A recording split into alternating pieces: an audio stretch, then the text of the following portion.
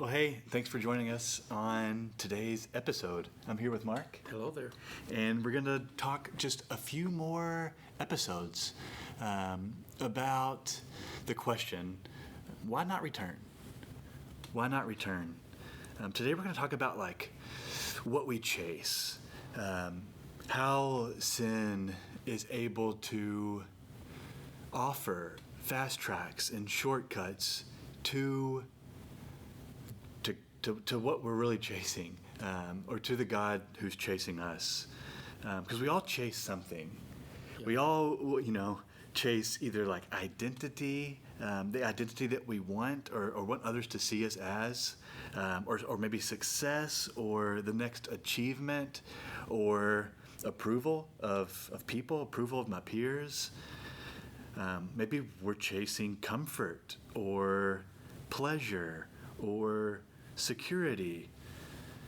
I think we all have these things that we kind of wake up thinking about that carries this idea of, I need this, I need to get my hands on this so I can be satisfied, so I can find satisfaction. Mm-hmm. We're all chasing something. Yeah. Could be fame and fortune. Yeah. I think we wake up in the pursuit. We wake up in the pursuit. And so I want us to think about what we're pursuing, because all these desires are so powerful. At first glance, some of them don't seem wrong. Identity, joy, belonging, like comfort, security, pleasure, they are good things. But I think it's helpful to slow down and ask the deeper question of what are you chasing, and what is the chase giving you? What are you getting from the pursuit, from the chase, from the daily grind for the thing? Good question. Because we will ultimately ask that of ourselves. If we're in the pursuit of certain worldly goals, we will have to step back, maybe often, but maybe later in life when we've looked our lives over, and we'll ask ourselves, what did I get? What did I really receive from my pursuit? And oftentimes there's regret involved in that. And if we're honest, we'll wish that we had done things differently. You tee up Solomon perfectly as you talk about that. Ecclesiastes is Solomon's experiment on the chase. He chases it all. Laughter, wine, incredible, famous projects, houses, vineyards, wealth, music, entertainment, everything our heart could fathom to pursue. He did. He held nothing back from himself. Yeah, that's true. And you would think, here's a man who literally, really, when you read Ecclesiastes, you see that he gained all of his heart's wishes, every ambition, women, wealth, fame, power. It was all there. He got it all. He had the fast track. Yeah. He had the shortcut. Yeah. And of course, would you say he was happy with his life? It does not read that way. Yeah. It does not read that way. At the end, he writes, it's a pretty haunting conclusion. He says, everything is meaningless. That being able to get, all of these pursuits, just in a moment's notice. He's able to do that. Things we pursue, days on end to get money or success or fame, or the grind.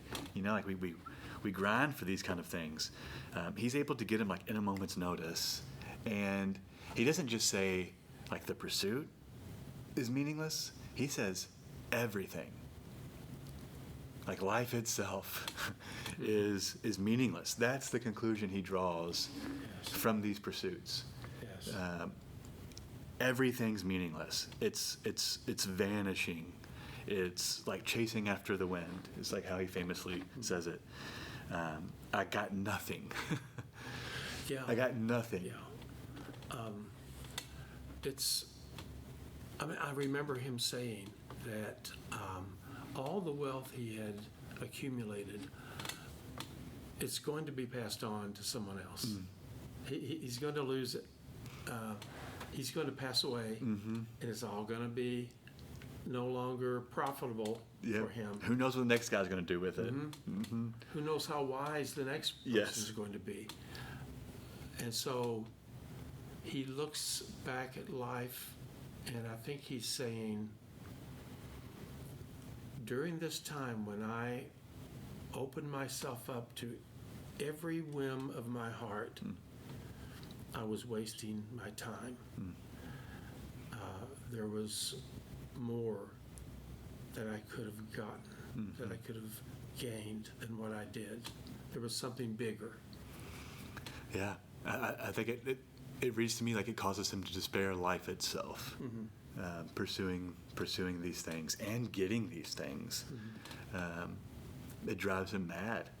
Like he reads like it drives him absolutely crazy. Everything becomes pointless. Yeah. He has been so absorbed in things, possessions, dominance, earthly accomplishments, that in the end, he could have lived a life of godliness and been probably more happy than he had been during those days of self-centeredness. I think he totally. It makes me think of Joseph, and I think this is a good exercise for, like, what we think leads to the good life. Because Joseph, when he rises to power, he goes through a lot. He goes through the ringer, actually. He goes through the ringer to get to this point. His brothers betray him. They talk about killing him. They end up selling him into slavery. He gets accused by the guy who buys him as a slave. He gets accused by his wife of, like, trying to hook up with her. And then he's thrown in prison, and he helps somebody get out just with one condition: just help me when you get out, help me. He gets forgot about in prison. And so he's been through it. And I think we read when Pharaoh gets Joseph out of prison and makes him second in command over the most powerful empire the world had known up to that date. And he's given this nice robe. He's given a new name, a pagan name. He's married to the daughter of Potiphar, priest of On. I think I've thought in the past, like, yeah, he's made it.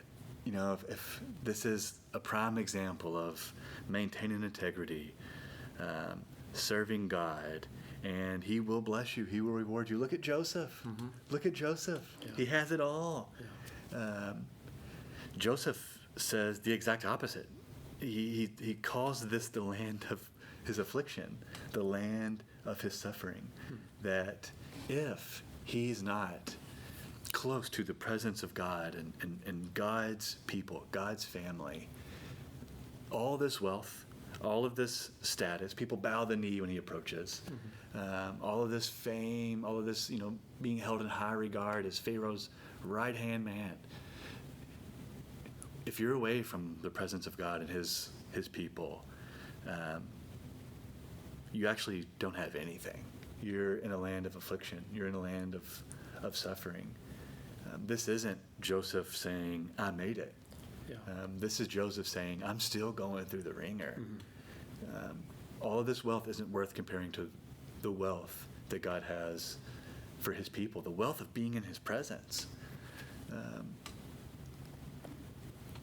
Yeah. Yeah, Joseph, he seems like he has everything. The power and the wealth and the control, the honor, second only to the king of the greatest empire on earth. But he still is surrounded by godlessness, people who believe in magic and superstition and gods that aren't real. So it has to be difficult for him because he has to keep his faith in God in the midst of all the paganism that's around him. But he continues to live. God has blessed him, and it seems to me like he understands that he may have a purpose in life. So the Bible doesn't say too much about his, if he had dissatisfaction or not, except that he does call it the land of his affliction. That gives you a real clue about his true feelings about being in that land, even though he's a king. I mean, God has a purpose for him. God has a divine purpose for all of our lives. Yes. Yeah, it never really comes out and says like he was unhappy, other than him calling it the land of affliction, the land of his suffering. But I think he is like the OG Daniel. He is like the original Daniel of somebody who's not in the ideal place with the ideal people, but he's going to make the most of it. He's going to serve God, and he's going to be a blessing to all those around him as he represents the God of the Hebrew people, and gives his kids later on. He gives his kids Hebrew names to be walking around Egypt with. This is who I identify with. Yeah, Joseph's kids. Yeah. And so you're not saying that a person can't achieve in this life and prosper, but what you're saying is that we always need to put God's purpose above all else, because that is God and we belong to him. And without him, we would have nothing. He's our source. Yes. Yeah, I don't think there's anything wrong with having or being given, if that's the purpose God has for you in your life, for you to get to a place like this, then I should be nothing but happy for you. My question would be, what do you think Joseph was waking up thinking about? I don't think he was waking up thinking about how to get more money or more power, or I think Joseph was waking up thinking, how can I be more faithful? If this is where it's at, if this where all the wealth, all the honor, all the glory is at, is like in God's presence, how can I be more faithful to that? And God's plan for Joseph was him to rise to this position of power in Egypt. And for some of our lives, that might be God's plan and purpose for us. But I think what makes it successful, what makes Joseph successful, he's called that over and over, is I think he's waking up thinking, how can I be more faithful to the God of my people, to the creator of heaven and earth? Yes, I see Joseph daily being like Daniel in prayer. Yes. And praying, God, lead me closer to you. Lead me in your way. I trust in you. And that's what probably keeps him going, I would say. And I think that having that mentality would have kept Solomon from concluding everything is so pointless. Everything is so meaningless. Because it gives so much meaning to your life when you wake up and your pursuit is drawing closer to God, Yes. growing in faith to And God. Solomon actually in the last chapter of Ecclesiastes says, this is the conclusion of it all. Everything's been heard. Yes. I've laid everything out. Yes, Yeah. yes. This is the end of the matter. Uh-huh. Yeah. Obey God, keep his commandments, Uh-huh. for this is the whole purpose of man. So I have to think,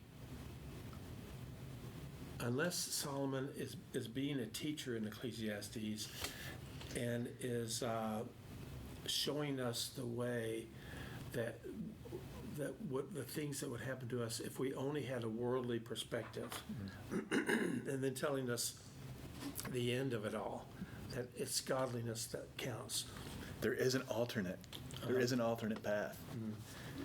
If unless that was his purpose, it just seems like he dedicated himself to these worldly pursuits at certain times in his life, and just inundated his thoughts and his heart and his purpose in building and gaining and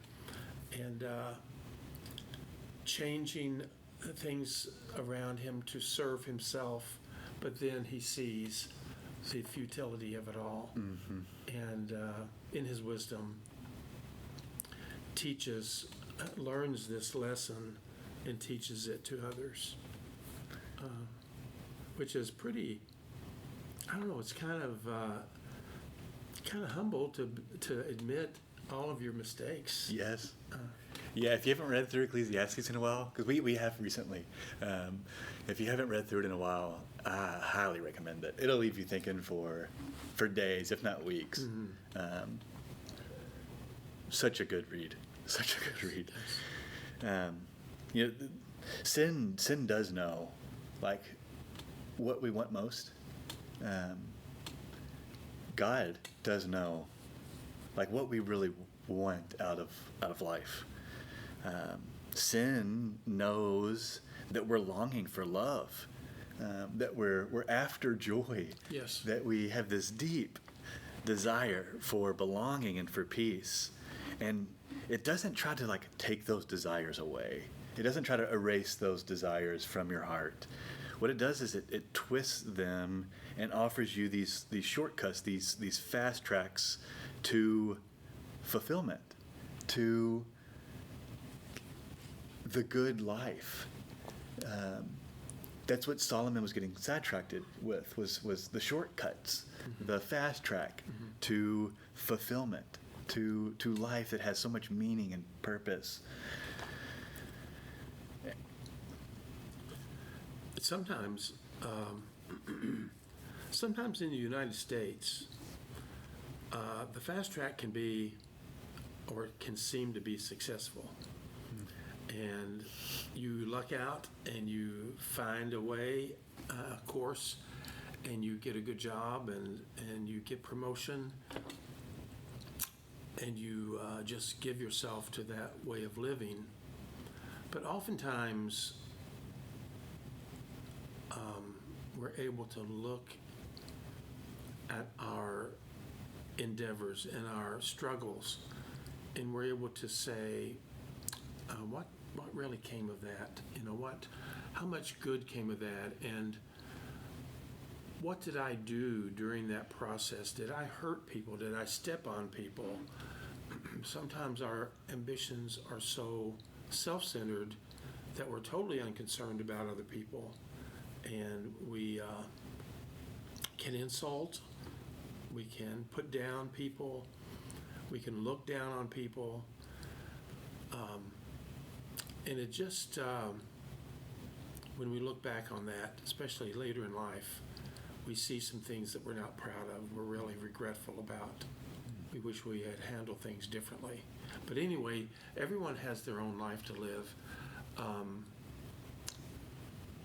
I think maybe when I have been forced to look back on failures or harm or hurt that I received, I think that was like Joseph, who got sold into slavery and almost killed by his brothers. It's kind of God's purpose, God's sovereignty and work in my life, that I took these avenues that were not godly.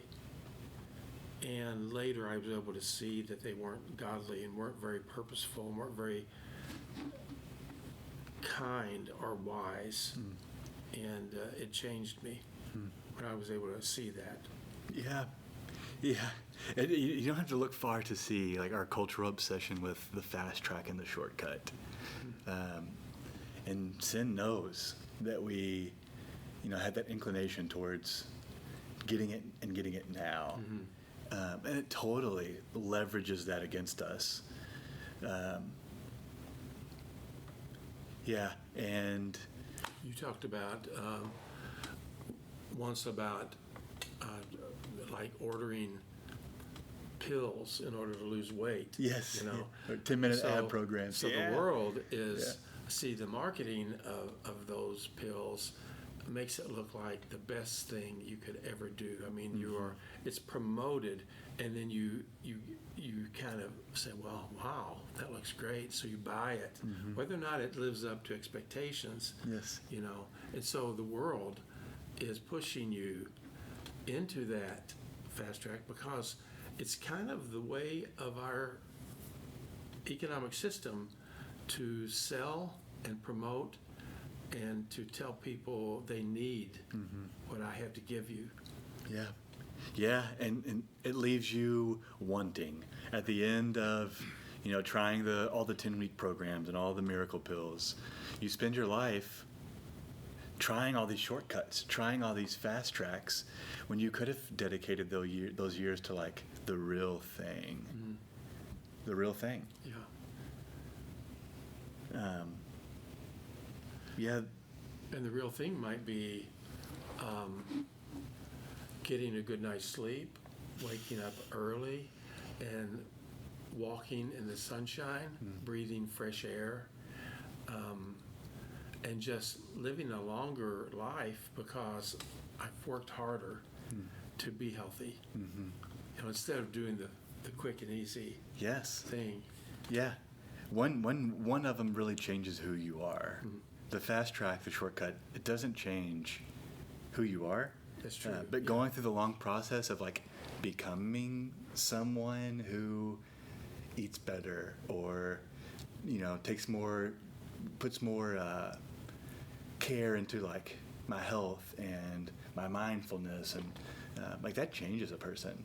The fast track, the 10-minute program, it doesn't really change people. Yeah, it's That really relates, though, to life in general. yeah, The way you brought that up, it's kind of a microcosm of our whole lives, our choices. yeah. I mean, the chase, it comes to a crossroads. Are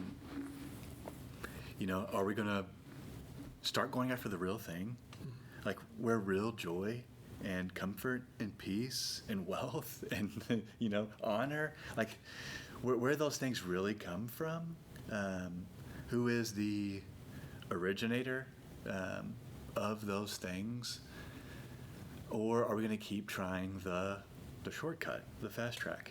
Are we going to be distracted because we're not pursuing God, the possessor of the real thing? We're waking up pursuing, The whatever the day. Yeah. God doesn't seem like the easy way, but actually, Jesus says that your burdens will be lighter if you come to me. Yeah, I think it's probably harder to pursue God, and to pursue, like, to chase after faithfulness, growing in faithfulness every day. I think it is harder, and I think it's because it's the real thing. It's really changing you. Yeah. The same way, like, pursuing abs through the 10-week program, like, it doesn't really change you. It's not the real thing. It's going to leave you at the end of 10 weeks thinking, now what? What's the next program? What's the next plan? What's the newest pill? Instead of, like, going through the process, the harder, the longer process that is the real thing. Yeah. I would think the hardest part would be in the very beginning, when you are trying to motivate yourself to experience the source, the true source of all existence. I would think that the argument in your head would try to make you put that off or delay it, or say, I don't know, do I really want to do something so totally different? But then after you learn, after you take the step and you put your toe in the water a few times by attending, and then you learn a little bit, you meet some people, and you get involved, and then you say, I want to be Christ's, because it really isn't hard to be Christ's, but the heart has to be willing. It has to be from the heart. And so you have to go in and seek it, be seeking, before you find the truth of how great it is. Yeah, and it is. Sometimes our spirit is willing, but our flesh is weak. Yeah, I appreciate you bringing some emphasis to that, like giving it a chance. It probably is going to feel hard if it's not something that you've adapted to, or, like, has kind of become who you are. And, like, the need to really give God a chance. It just has me thinking in all these different, like, exercise ways, which are goofy, but how hard it is to, like, make a real change. Whenever you have the realization, like, something's not working, I don't feel good, I don't have any energy, I'm not able to sleep, I need to make some changes. And, like, how hard those first weeks are. Yes. It's so hard to stick to. It's because it's the real thing. Yeah. And this applies too to someone who has tried it, has wanted it, but has walked away, and is thinking, I really need to get back to the true way. But sometimes there are going to be obstacles thrown at them too, as far as not making that choice. So there are you have to find motivation. You have to see that you really need the change, that the change is going to be life-changing and good for you. And then be willing to take a small step. And most places like our church, we just kind of shake your hand, say, welcome, come on in, come back, and there's no difficulty involved in coming in and sitting down and participating a little bit with our service. Yeah. Community is so helpful at helping us stick to, whether it's in the context of a gym buddy or in the context of a church family. It's so much easier to adhere to the changes that you want to make if you have a community and if you have support from people who want the best for you. So important. Yes. Small changes, opening the scripture, praying to God, maybe just thinking about some of these things later, like if it's not something you normally do. All good changes, but there's something to be said for doing it with a friend or a family member or someone that wants the best for you. Yeah. Because we know, we see that we need to change. We need to make a new person out of ourselves, and that can be done. That can be done by seeking it out and taking step, and then another step, and then a few more steps, and then connecting and building. And so I would encourage people to make a change, produce a new you, a you that your future self will thank. So I just encourage people to follow the Bible, follow the Lord, because He wants what's best for your life, and He'll give it to you. Absolutely.